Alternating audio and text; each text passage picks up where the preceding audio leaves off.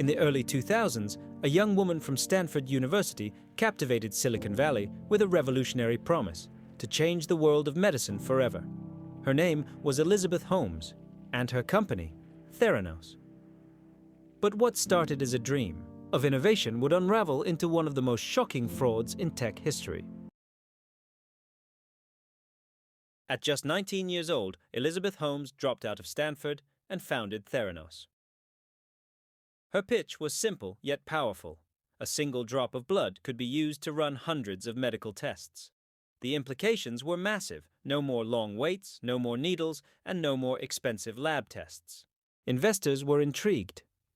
Big names backed her: Rupert Murdoch, the Walton family, and even former US Secretaries of State like George Shultz and Henry Kissinger. At its peak, Theranos was valued at $9 billion. Holmes was on magazine covers, hailed as a genius and compared to Steve Jobs. She even wore black turtlenecks, just like him. But there was one massive problem: the technology didn't work. Despite years of development, the Theranos machines, called Edison, gave inaccurate results or didn't work at all. But Holmes and her partner, former COO Sunny Balwani, continued to push the product. They manipulated tests, ran samples through traditional machines, and told investors that everything was fine. They silenced employees, enforced NDAs, and fostered a culture of fear. Anyone who questioned the technology was fired or threatened. In 2015, everything changed. Investigative journalist John Carreyrou published a damning exposé in the Wall Street Journal. He revealed that Theranos was a house of cards. Insiders spoke up, revealing how test results were unreliable and how Holmes misled regulators, patients, and investors.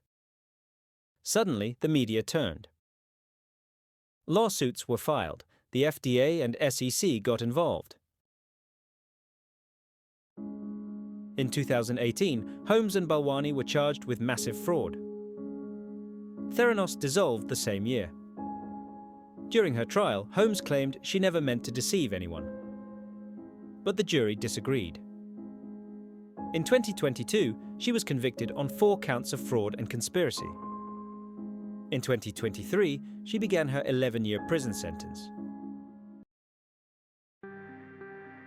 The Theranos scandal is not just a story of ambition gone wrong. It's a warning about blind faith in charisma, about the dark side of Silicon Valley hype, and about what happens when people put dreams ahead of truth.